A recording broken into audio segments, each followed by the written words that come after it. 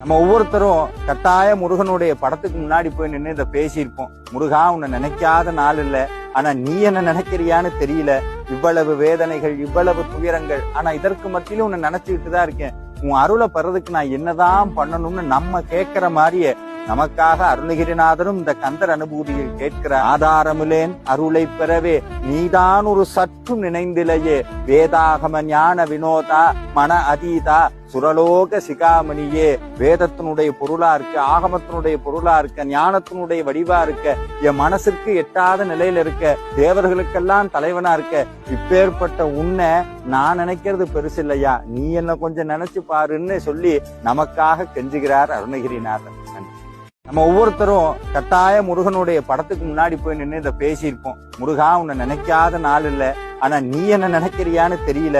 இவ்வளவு வேதனைகள், இவ்வளவு துயரங்கள், ஆனா இதற்கு மத்தியிலும் உன்னை நினைச்சுக்கிட்டு தான் இருக்கேன்.